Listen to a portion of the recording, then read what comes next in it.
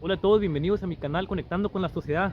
Hoy tenemos un gran invitadazo, es doctor, fue maestro de la OBC, ahorita ya está jubilado, es un gran experto en temas políticos, sociales, económicos, sabe hablar de muchos temas, fue maestro de la Facultad de Humanas, me dio la clase de políticas públicas y sociedad civil. Este es el profesor José Moreno Mena, muchas gracias por estar aquí, gracias. Al contrario, pues eres muy generoso conmigo. Por aceptar la ¿Verdad? invitación. No, eres muy generoso porque estás diciendo cosas, pues que no son tan fuertes, pues, ¿verdad? Tratando de cambiar el mundo con un solo video. Este va a ser un video para la reflexión, va a ser una plática de temas actuales, políticos sobre todo. Eh, Quiero empezar, bueno, los temas van a ser, el primero, el Poder Judicial. Ujú. El segundo, los pendientes que quedan del gobierno de AMLO. El tercero, la inseguridad. El cuarto, la educación. Esos Uy, temas. a ver Este, si alcanzamos por ¿cuánto tiempo tenemos? ajá, eh, bueno, Son muchos temas, ¿eh? ajá, vamos a tratar de pues, hacerlo muy resumido, los temas breves Sí. también, cada tema de esos son temas muy complejos y amplios. Bueno, empezando con el primer tema, es el más reciente que causó mucha polémica y Ujú. sobre todo también preocupación para algunos. ¿Por qué preocupación? Porque hubo protestas, marchas. La marcha más actual fue en la Facultad de Derecho, que se manifestaron alumnos en contra de la reforma del Poder Judicial. Este tema sí quisiera hablar a su perspectiva. ¿Cómo la ve? ¿Está a favor o en contra? ¿O qué piensa? ¿O cómo cree que se va a iniciar? Mira, es un hecho ya consumado la reforma del Poder Judicial, ¿no? Es una situación que debió haberse hecho hace muchos años, ¿no? Ajá. Es decir, todo mundo teníamos la noción de que el Poder Judicial estaba mal, que había una corrupción extraordinaria y todo el mundo que nos hemos acercado un poco a los juzgados o que hemos tenido algún problema legal, pues lo hemos entendido perfectamente bien. Es decir, si tú no tienes dinero, no tienes las influencias, difícilmente tú puedes acceder a una justicia real, ¿no? Ahí está todo viciado. Digo, en términos generales, ¿no? Puede que haya excepciones, ¿verdad? Pero nos ha tocado por experiencia, ¿no? Y no solamente experiencia personal, sino experiencia de muchos amigos y gente que conozco, que efectivamente han perdido los juicios porque no tienen dinero, o no tienen influencias, o no tienen dinero para conseguir un buen abogado, porque los abogados, desgraciadamente, la abogacía se ha convertido en un lucro desmedido, ¿no? De tal forma que un caso, un problema que tú tengas, pues ya sabrás que vas a tener que vender hasta la casa, si es posible, ¿no? Entonces, el sistema judicial, el Poder Judicial, eh, estaba corrompido, ¿no? Y gozaba de muchos privilegios. No era posible que digamos, un ministro, pues ganara tales cantidades. Yo conozco a varios magistrados de aquí que viven como reyes.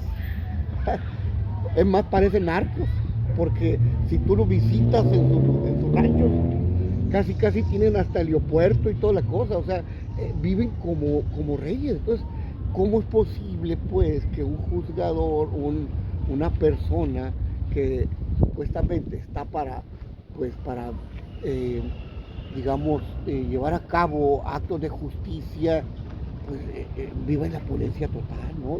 Y desgraciadamente no era uno, eran cientos de ministros.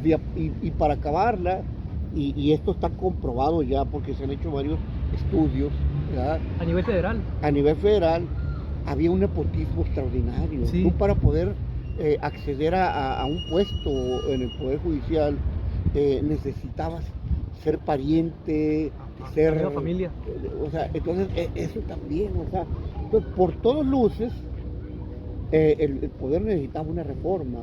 Obviamente que muchos de los estudiantes de derecho que tuviste protestar, pues muchos de ellos eran familiares de los mismos, ¿no? y otros son porque Sus tienen la maestros. promesa de que terminen y van para allá siempre y cuando se porten bien, ¿no?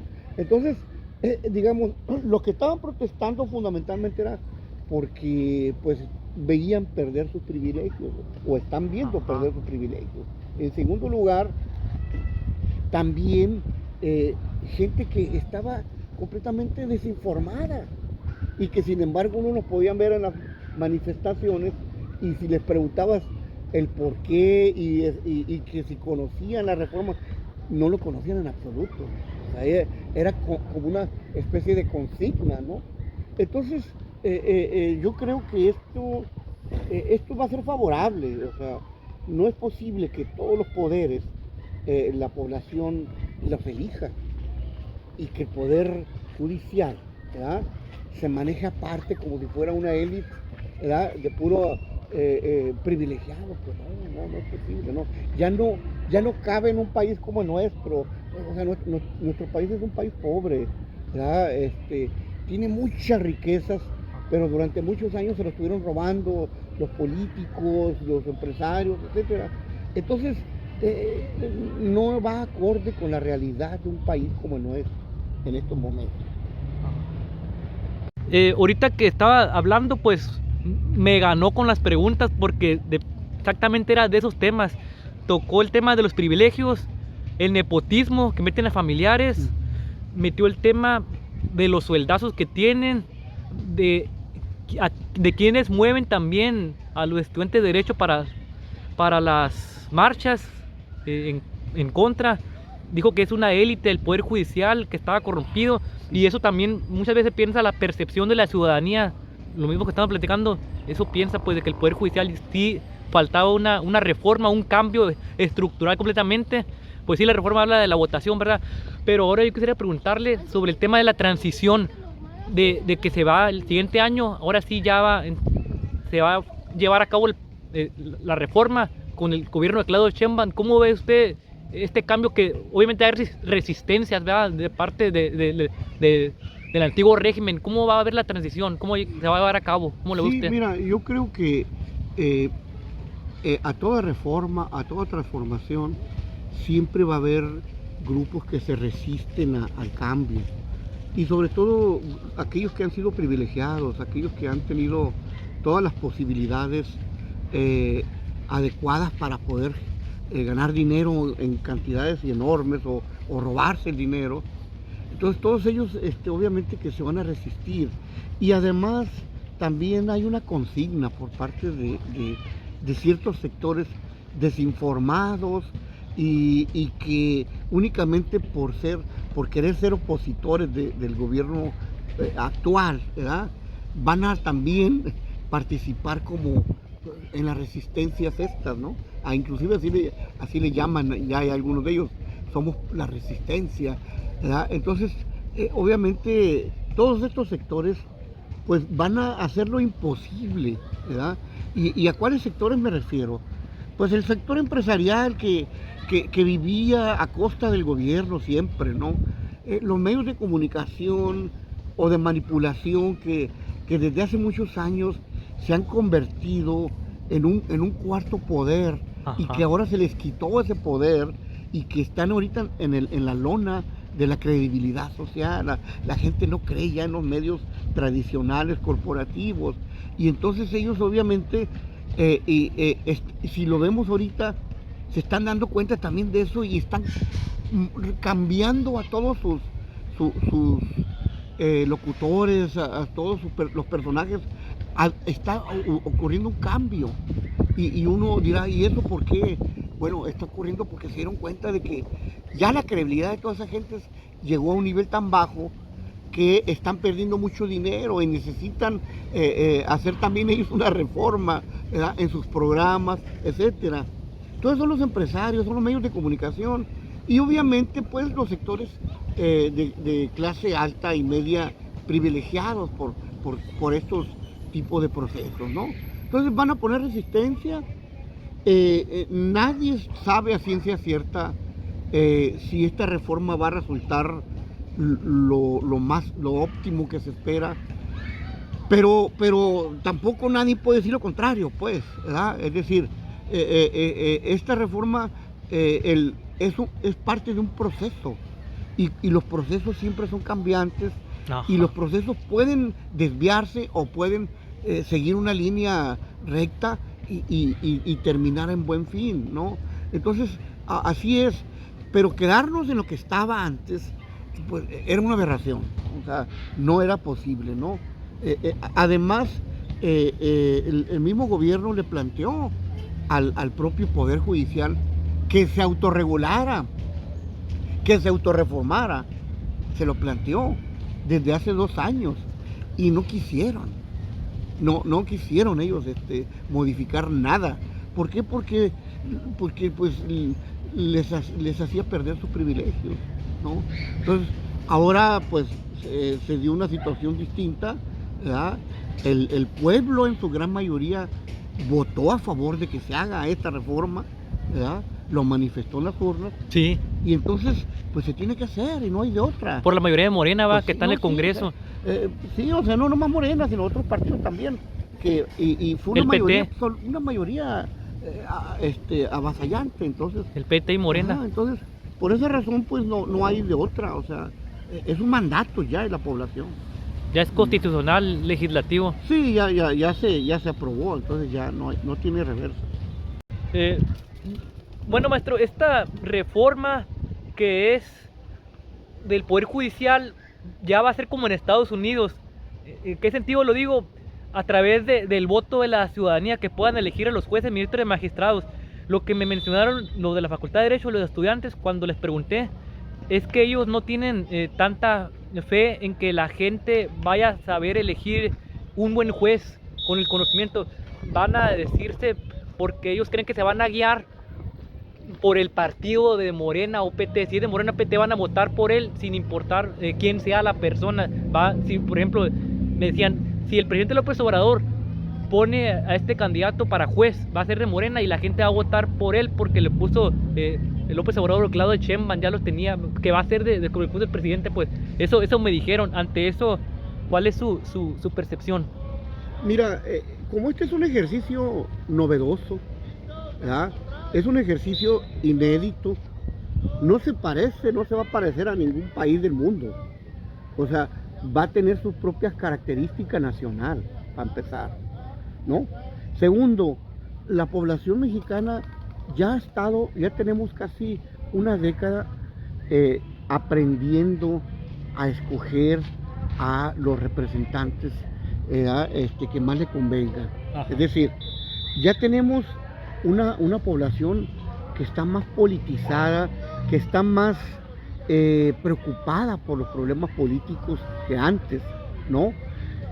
Tú puedes ver en todas partes, con los taqueros, con los taxistas, con toda la gente de abajo, y puedes preguntar y todos ya tienen una opinión que dar. Es decir, ya hay gente que tiene la capacidad de discernir y esa población ya es mayoritaria. Es lo que no han entendido, ¿verdad? Gente como estos chavos de derecho que siguen teniendo una visión desgraciadamente pues muy obtusa, ¿verdad? Que desgraciadamente sus profesores igual, ¿no? Los profesores de derecho se han caracterizado por ser personajes que tienen una opinión siempre de derecha, ¿no? Siempre conservadora. Entonces es obvio que esto se lo puedan influir a los alumnos, ¿no?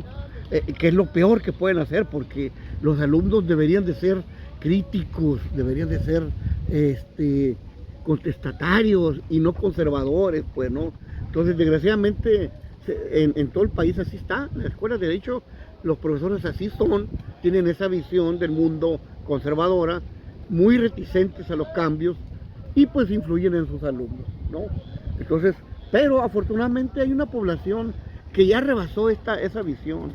Es una población que yo, desde mi punto de vista, está dando ejemplo de que ya pueden. Es una población madura. Ellos decían, es que la población todavía no está tan lo suficientemente madura como para votar por lo que deben de votar. a lo que deben de votar según ellos, ¿no? La población está suficientemente ya politizada, y eso no lo han podido entender ellos, ¿no? Difícilmente van a poder comprenderlo, ¿no? Cualquier sociólogo ya que ande en la calle se va a dar cuenta de esto, ¿no?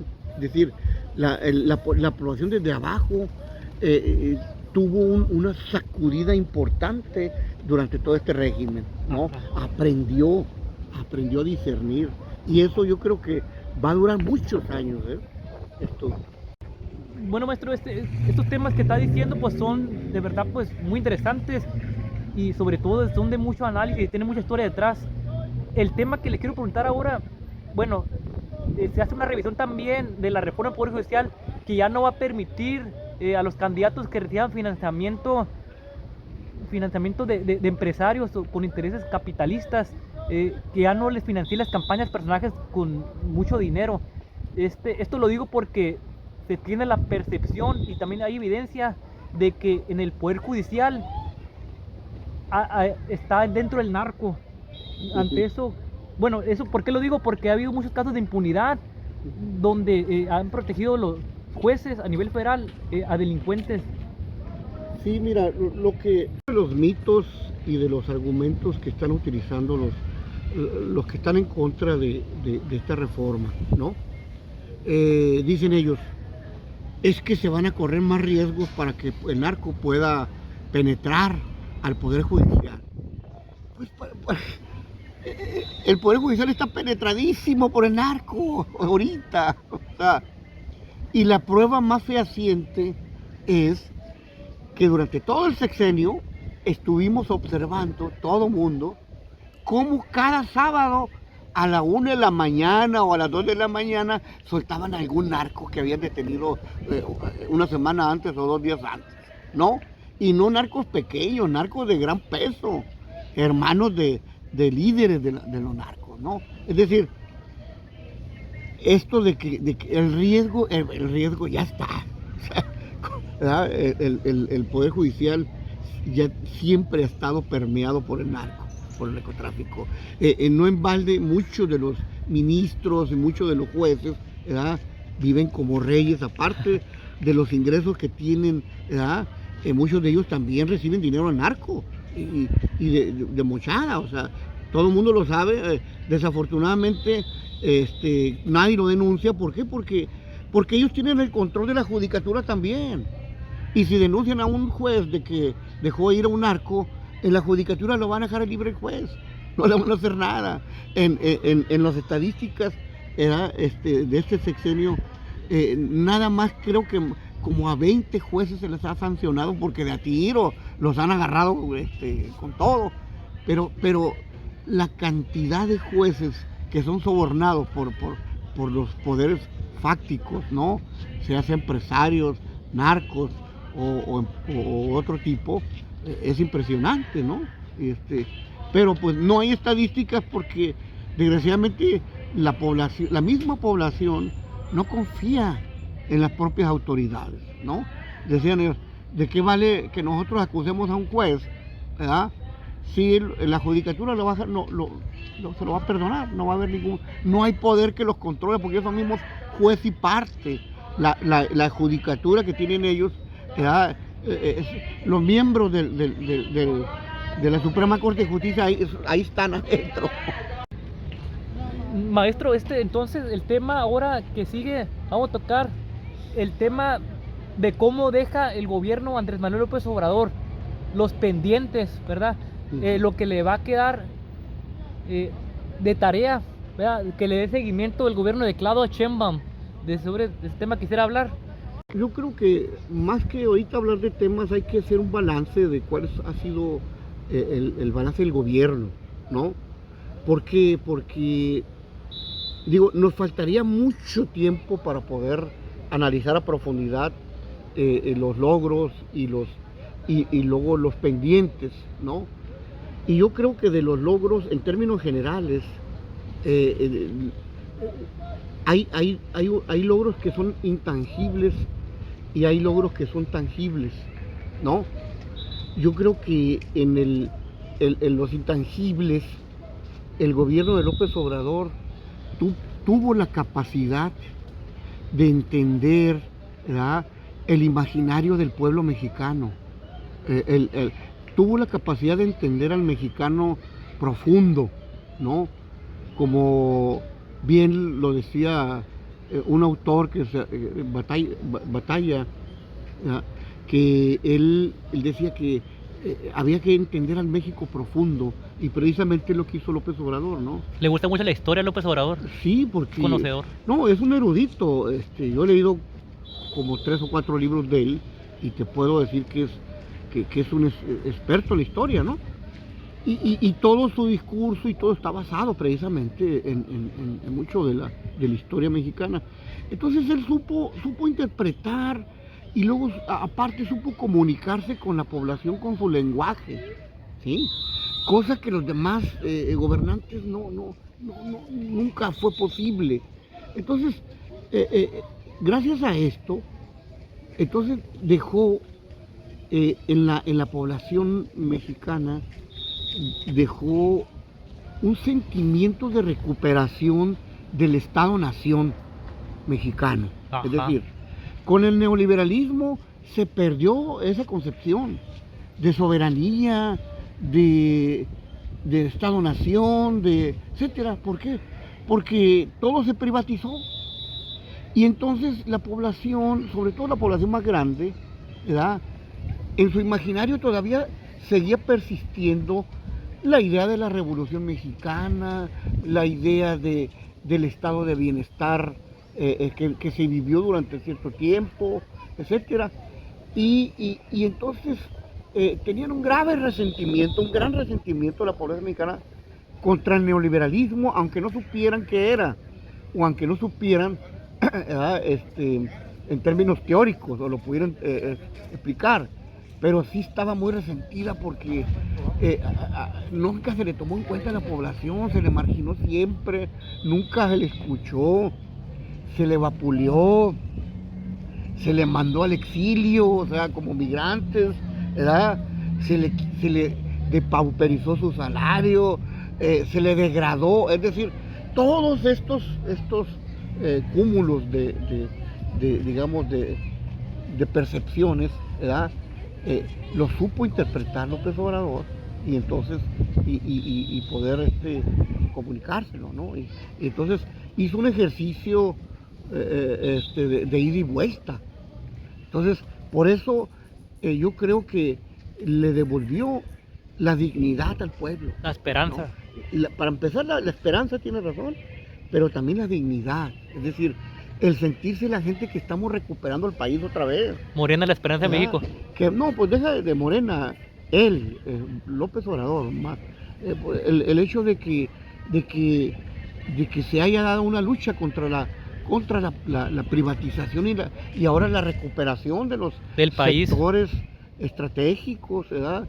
Y luego sobre todo el hecho de que ahora se le puede hablar a cualquier país de tú por tú, y no todo el tiempo sumisos y siempre agachados con ese sentimiento de sumisión, etcétera, etcétera, ¿no?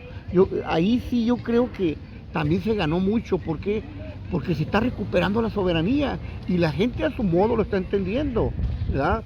Es muy difícil explicar esto, pero los que son especialistas en la interpretación de los signos y todo esto se van a dar cuenta, y de los símbolos, ¿verdad? Y López Obrador es un experto en esto, en la hermenéutica, es un experto en la simbología, es un experto en la decodificación de los mensajes, etcétera, y lo supo hacer, ¿no? Entonces, en ese sentido, ese gran avance se tiene y se tuvo, y yo creo que va a continuar, con el legado que él dejó. El otro gran legado y el gran avance que hizo fue no solamente manejar todas estas cosas y simbolismos y retórica, y etcétera, y discurso, no solamente manejarlo con palabras, sino con hechos tangibles, ¿no? El hecho de que le haya devuelto parte de la riqueza del pueblo mexicano, ¿verdad? Por medio de los apoyos a los ancianos, a las becas, a todas esas cosas, la gente lo sintió como que por fin alguien nos tomó en cuenta, ¿verdad? Sí. Alguien nos dicen ellos, alguien nos peló. Nosotros nunca nos habían tomado en cuenta, ahora nos tomaron en cuenta, ahora nuestras propuestas ya se escuchan, ¿verdad? Esa es una. La otra fue que López Obrador también aumentó los salarios como nunca. Ningún gobierno se había atrevido a subir los salarios porque existía el mito de que si subías los salarios, entonces caías en inflación. Ajá. Y la inflación era una de las variables económicas más perjudiciales y que bla, bla, bla, bla, ¿no? Demostró que no es cierto esto también, ¿no? Ajá. Y la otra, con el mismo dinero que entra durante los 6 años, hizo la mayor infraestructura que en 50 años no se habían hecho con gobiernos anteriores. ¿Sí? Es decir, no tuvo que pedir dinero prestado, ajá, para poder realizar las grandes obras que se hicieron, ¿verdad? ¿No? Y eso la gente lo ve, por más que quieran, ahí están, son grandes obras y sin tener que endeudar más al país, como le hizo Cedillo y todos los demás presidentes, que pues ya ves, o sea, ellos sí hicieron un préstamo con el Fobaproa que lo vamos a seguir pagando. Ese es el que estamos pagando, desgraciadamente. Si no tuviéramos ese adeudo, seguramente que se podían hacer cientos de cosas más todavía, ¿no? Ajá. Pero ahí está. Y la otra, la otra cosa es que, aparte de la infraestructura, yo creo que también mantuvo la economía estable durante los 6 años, a pesar de que haberle tocado una situación mundial que a todos los países los puso en crisis. La pandemia. El coronavirus. Con eso era para que el país hubiera caído completamente, ¿no? No. Ajá. Sí se cayó la economía un tiempo, pero recuperó inmediatamente los empleos y se ha mantenido estable. Y tan es así que el peso mexicano, a pesar de todos los vaivenes, sigue manteniendo cierta estabilidad, ¿ah? Entonces digamos que él demostró, no solamente en el discurso, sino que demostró también con hechos tangibles, que sí se puede gobernar con una visión distinta al neoliberalismo, ¿no? Entonces, la visión que yo considero que está implementando es una visión de estado de bienestar. Ajá. Recuperar la dirección del Estado para beneficio de la población y sin tener que hacer expropiaciones o tener que andar perjudicando tanto a los empresarios. No, en este sexenio los empresarios han ganado lo que han querido. Ajá. No se les ha molestado, ¿verdad? Se han vuelto ricos, siguen siendo ricos. Bueno, pues continuamos hablando de los logros, sí, que hizo el gobierno de López Obrador. Entonces podemos decir pues de que los logros han sido intangibles y tangibles, pues. Es decir, han logrado penetrar la subjetividad del pueblo mexicano, pero también ha logrado desarrollar proyectos, programas que se pueden tocar y ver, ¿no? O sea, y que todo el mundo lo puede analizar y observar. Entonces, en ese sentido, ha sido una política muy inteligente. Ahora bien, ¿qué cosas deja pendiente? ¿Qué cosas no pudo llevar a cabo durante todo el sexenio? Mira, este sexenio yo creo que es un sexenio de transición, un sexenio de transformación, y como toda transformación son procesos. Los procesos no se terminan rápidamente. Los cambios estructurales se llevan a cabo en periodos largos. Desgraciadamente, durante el sexenio sí se atravesaron cosas que pudieron haber truncado mucho los objetivos que tenía el gobierno, ¿no? Ajá. Uno de ellos fue la pandemia, que se perdieron 2 años que pudieron haber sido muy productivos, ¿no? Segundo, López Obrador hizo al principio hizo 100 promesas de campaña. Hay dos que precisamente no pudo cumplir, creo. Pero ahí hizo más de 100, ¿no? O sea, rebasó las 100 promesas, ¿no? Obviamente hizo más de 100 cosas que él tenía pendientes. Pero entre las cosas que no pudo el gobierno resolver fue la cuestión de la inseguridad, ¿no? Es decir, Que todos los días le dicen en la mañanera, de Jorge Ramos, que los datos de los tenía del gobierno, y decía Andrés Manuel, no, que yo tengo otros datos. No, Yo también no, decía sí, o sea, mucho, mira, la transparencia. sí, en términos estadísticos, en términos de porcentajes, etcétera, sí se ve una mejora en casi todos los indicadores de la violencia, ¿no? Ajá. Tú lo ves. Pero si lo ves en términos absolutos, pues vas a ver un crecimiento grande. O sea, depende cómo lo veas, cómo veas o cómo analices la estadística, ¿no? Es decir, en este sexenio sí se logró abatir, ¿verdad?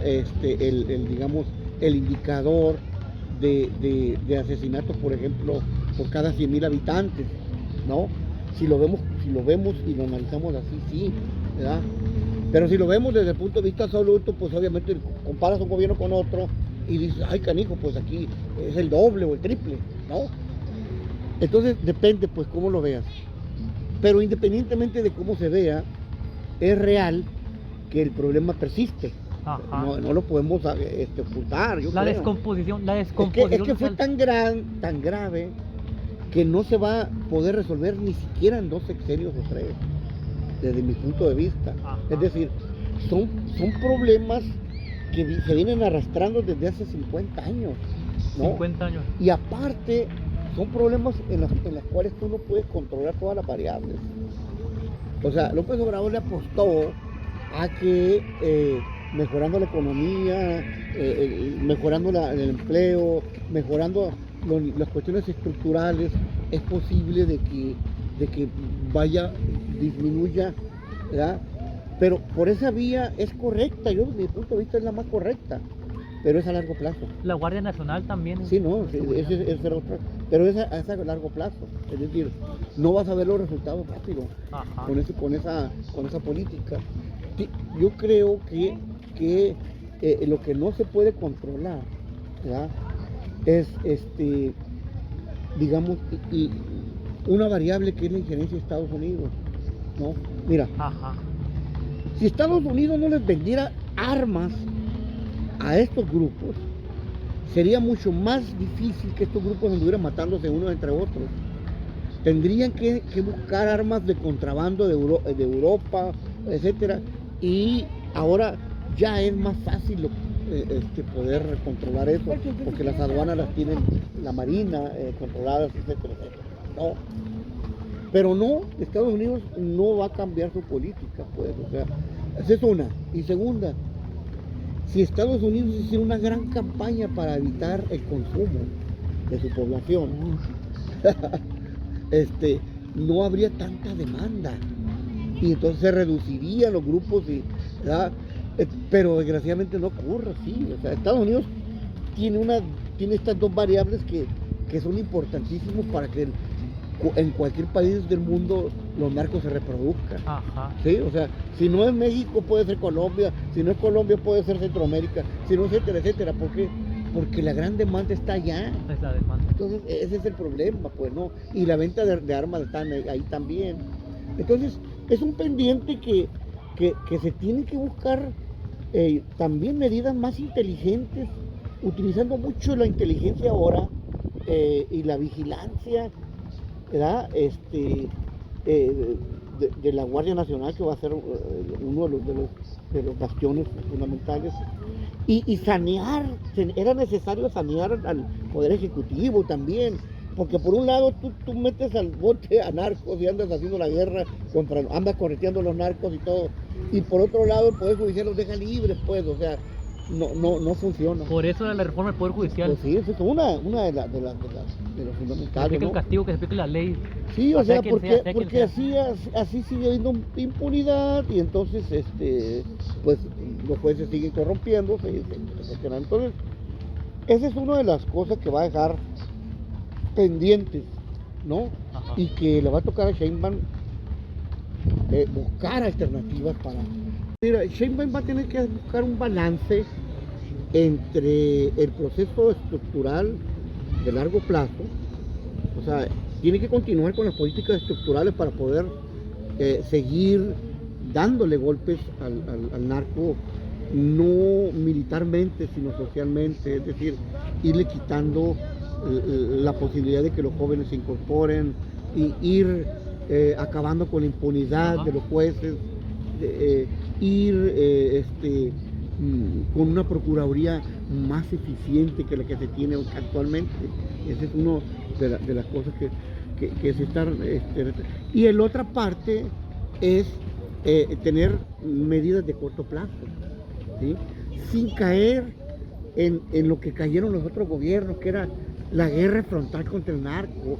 Esto es un absurdo en cualquier país del mundo, inclusive en México se hicieron muchos estudios sociológicos, a mí me tocó participar en 2 a nivel nacional, donde todos los expertos decían, es un error hacer un enfrentamiento con los narcos, porque tú te enfrentas militarmente con el narco, que está igual, en iguales de condiciones de armas, poderoso. Entonces hay muchos muertos, ahí pones a todo el país en una situación crítica y hay muchos muertos colaterales, pero no los vas a destruir. ¿Por qué? Porque el narco se divide como las células.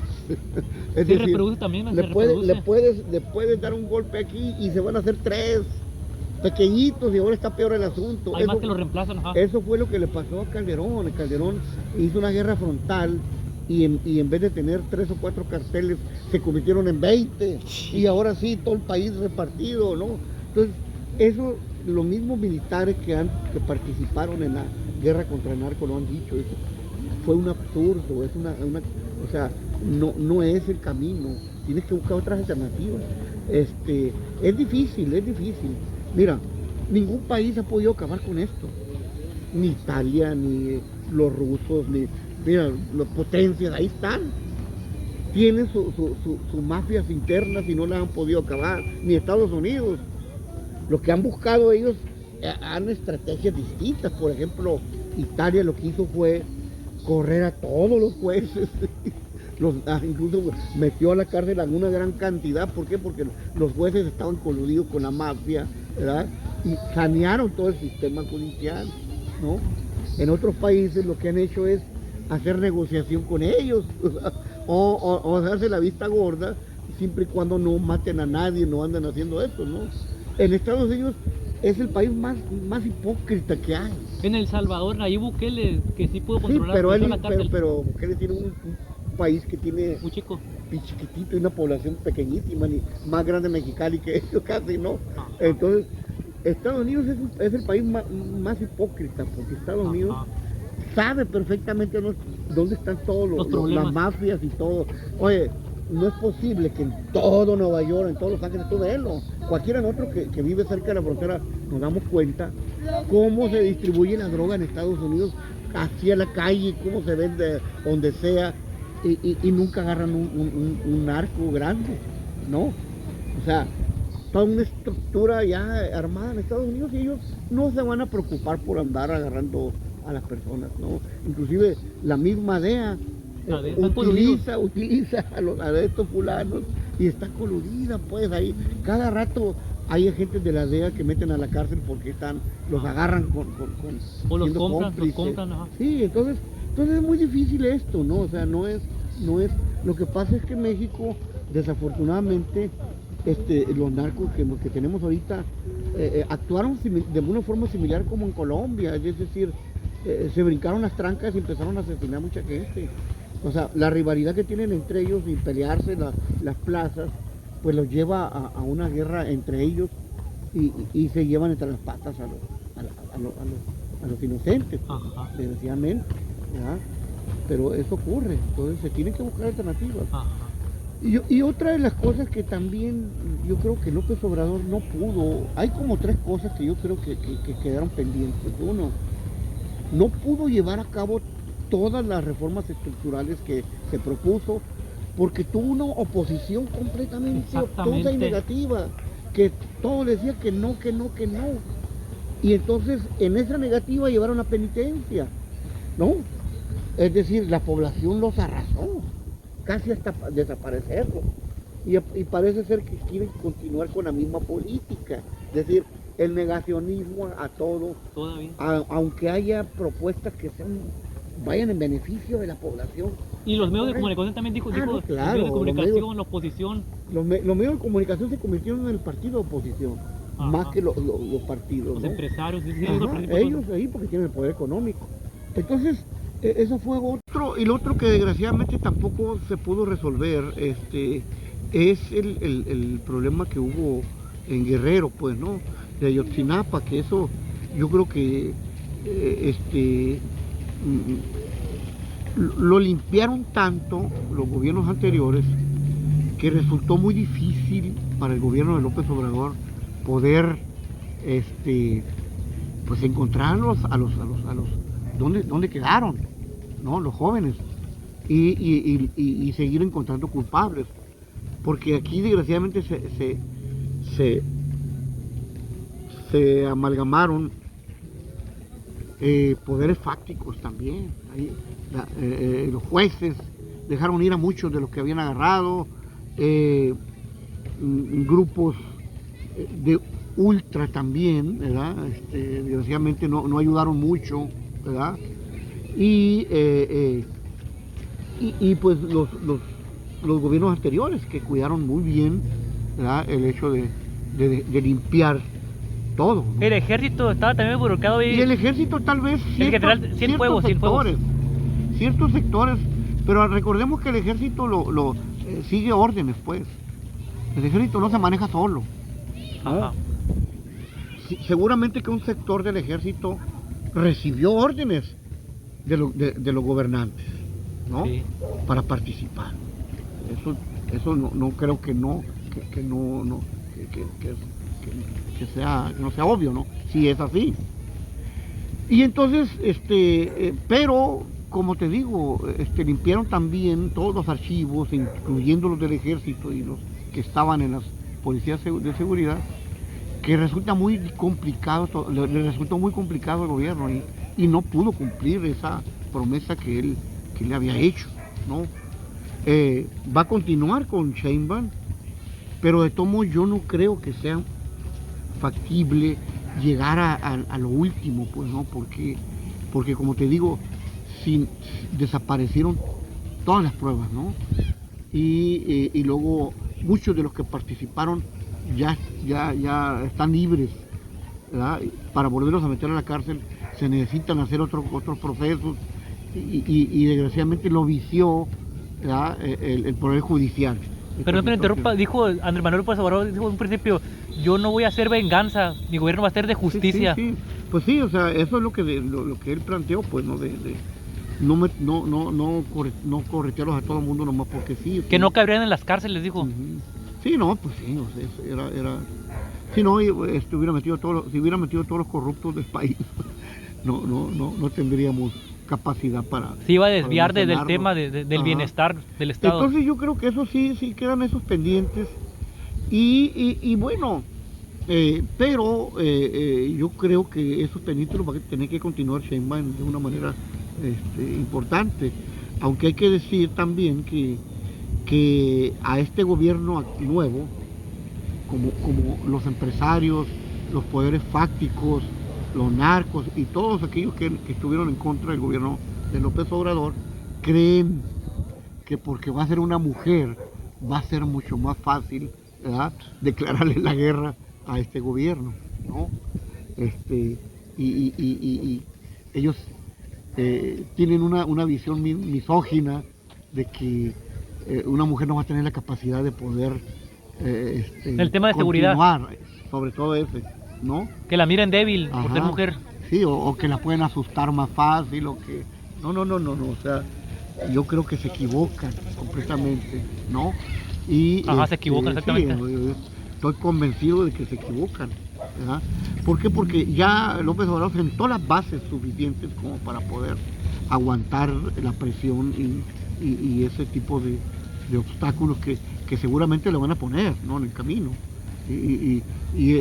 Mira, con López Obrador hay cosas que no se publicaron en los medios de comunicación, pero tuvo muchos sabotajes, ¿ah? Sabotajes en las obras, ¿no? Ajá. Y sabotajes también jurídicos. Simplemente en el Tren Maya fueron como más de 200 amparos que metieron, ¿no?, para pararlo y no pudieron pararlo. Me acuerdo que el aeropuerto fueron 120 y tantos y no pudieron pararlo, ¿no? Y como no pudieron pararlo, entonces recurrieron al sabotaje físico, ¿no? Intentaron hacer sabotaje y exponiendo la seguridad de la gente, ¿no? Pero a ellos no les importaba eso, ¿no? Entonces ahora yo creo que con Sheinbaum van a intentar hacer ese tipo primero de presiones, y como no les va a resultar.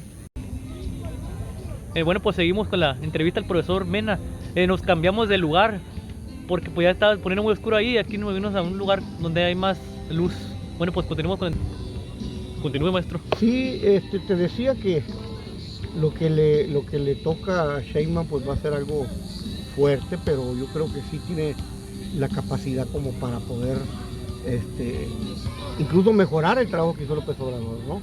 Y en términos de seguridad, en resumen yo decía que tendría que, desde mi punto de vista, va a tener que hacer un balance entre una estrategia de, digamos, de continuar con la cuestión estructural, ¿verdad?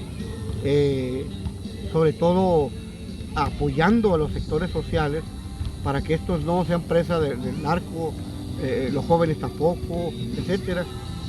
Pero al mismo tiempo ella ya hizo una estrategia cuando estuvo en el gobierno del DF. Ajá. Y yo creo que ella va a buscar ampliarla a nivel nacional, ¿verdad? Y sobre todo porque tiene muy buenos asesores, creo yo, que le van a ayudar mucho a hacer esa estrategia de corto plazo, ¿no? Porque por un lado están esas dos, estrategia a largo plazo estructural que tiene que seguir, no hay vuelta de hoja, y la de corto y mediano plazo. ¿El jefe de seguridad del gabinete quién es, de Claudio Sheinbaum?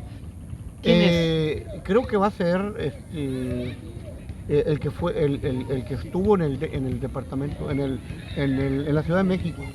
Garbush, algo así. Harfuch, ¿no? Sí, es él. Es él. Pero aparte no solamente él, sino tiene varias gentes que tienen una visión no guerrerista, una visión más Ajá. más científica, ¿no? De lo que es la estrategia de seguridad. Y yo creo que lo van a implementar porque se tienen todas las tecnologías del mundo para hacerlo ahora, ¿no? Y por ahí le va a apostar. Además hay que recordar que Sheinbaum es científica. Ajá, doctora. Entonces eso le permite tener una visión macro de lo que ocurre con esto de las tecnologías a nivel mundial, ¿no? Y seguramente que lo van a implementar también. Muy bien.